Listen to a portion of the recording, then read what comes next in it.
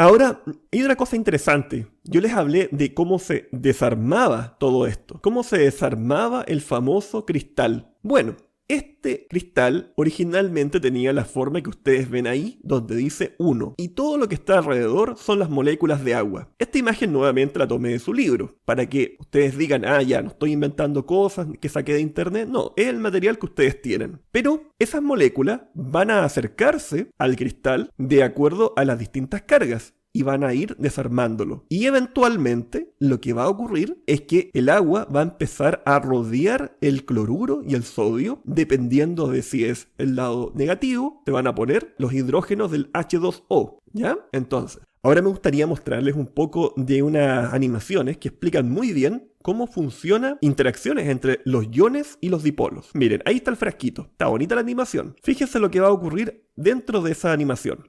Ahí, a nivel microscópico, tenemos la molécula de agua, el H2O. ¿Ven? Parece un Mickey Mouse.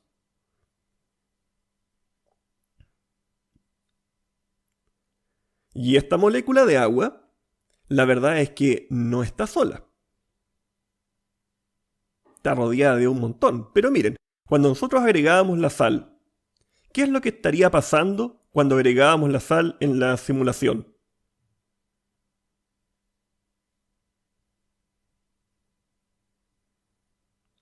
Ese pequeño cristal, que vemos como algo blanco, realmente es esto. El cloruro y el sodio formando una especie de jaula bien apretadita. Y entonces, cuando eso que está ahí, que es el cloruro de sodio como cristal, se acerca al agua, miren lo que va pasando. El cloruro es alejado mediante los hidrógenos del agua y el sodio mediante los oxígenos del agua, y así se va desarmando. Esta interacción la vamos a llamar interacción ion-dipolo. ¿Por qué? Porque el ion está dado entre el cloruro y el sodio, una interacción iónica. Y el dipolo, porque el agua tiene una parte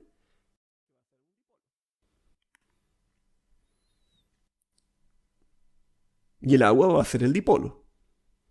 Ahora, cuando esto ocurre, miren lo bonito. Esta agua ahora va a ser capaz de ser conductora de la electricidad. Esto puede explicar por qué cuando ustedes escuchan frases como ¿el agua es un aislante? Sí, el agua es un aislante, pero ustedes me podrían decir, ¿pero cómo? Si el agua conduce la electricidad, por eso es que uno podría electrocutarse porque tiene las manos mojadas. Cierto, pero esa agua es agua con sales. Y es debido a que ocurre algo similar a lo que acabamos de ver. Luego, el siguiente tipo de interacciones son los puentes de hidrógeno. Los puentes de hidrógeno entendámoslos de la siguiente forma. En el caso de la molécula de agua, ¿qué es lo que ocurre realmente? El oxígeno tiene alta electronegatividad. ¿De dónde sale todo esto de electronegatividad? Quiero que ustedes vayan recordando. Todo esto era de las clases de octavo básico, cuando ustedes vieron las propiedades periódicas. Entonces, el hidrógeno tiene menos electronegatividad y por lo tanto hay una pequeña tendencia de los electrones a estar un pequeño momento más tiempo donde el oxígeno que donde el hidrógeno. Y esto va a hacer que llamemos a esa parte un dipolo. ¿Por qué? Porque la parte donde está el oxígeno va a estar más rico en electrones, o sea, esa letra griega que está ahí, delta, negativo, y el hidrógeno, el delta, positivo. Pero ahí, como indica en la flechita, estamos hablando de un enlace covalente. Ahora imagínense lo siguiente. Si ustedes tienen varias moléculas de agua, ¿podrían interactuar entre sí? Por supuesto que pueden interactuar entre sí. Porque como también lo vieron en octavo básico, una carga negativa con una carga positiva interactúan. Solamente que acá son cargas débiles. Por lo tanto, van a estarse formando y rompiendo muy rápidamente. Y cuando eso ocurre, tenemos interacciones como las que se dan en el agua líquida. Y por eso es que el agua, ustedes pueden meter la mano, porque están rompiéndose y formándose, rompiéndose y formándose. Pero en cambio, cuando son estructuras muy ordenadas, no es posible. Y eso es el hielo. ¿Se dan cuenta? Ahí ustedes pueden encontrar una unión entre los fenómenos macroscópicos y los fenómenos microscópicos. Ahora vamos a hablar un poco sobre las fuerzas de Van der Waals. Estas son un poco más complicadas. Bueno, vamos a ver las fuerzas de Van der Waals. Estas son un poco más complejas. Pensemos de la siguiente forma. Acá, ¿qué es lo que tenemos? Tenemos una molécula que es el oxígeno molecular. Si se fijan bien, está formado por dos átomos. Sin embargo, no hay un norte y un sur. No hay una molécula que sea distinta de la otra. No podemos hablar que tiene un polo. Tampoco una carga. Son completamente simétricas. No hablamos de un delta positivo y un delta negativo como en el caso del agua. Entonces, ¿qué ocurre acá?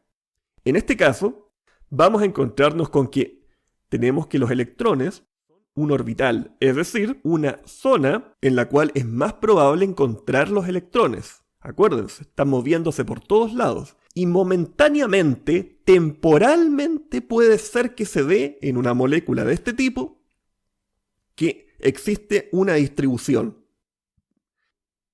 que haga que existan dipolos temporales. Y esos dipolos temporales van a permitir que existan interacciones entre distintas moléculas de este tipo. A este tipo de interacciones las vamos a llamar fuerzas de London. London como Londres.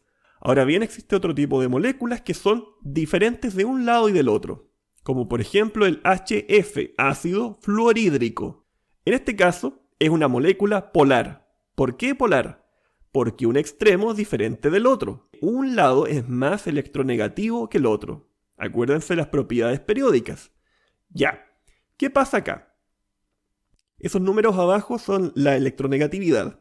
Estamos diciendo que durante un tiempo mayor van a estar los electrones localizados en el caso del flúor. Bueno, jóvenes, entonces, a modo de resumen, acá les pongo nuevamente un esquema que corresponde a los libros que ustedes tienen, y fuerzas de dipolo, puentes de hidrógeno y fuerzas de Van der Waals. ¿Estamos? A mí me interesa que ustedes tengan la idea de lo que son estas cosas, que se los imaginen primero, ¿ya? Cualquier duda que ustedes tengan, me lo van escribiendo en la caja de comentarios o me envían un correo.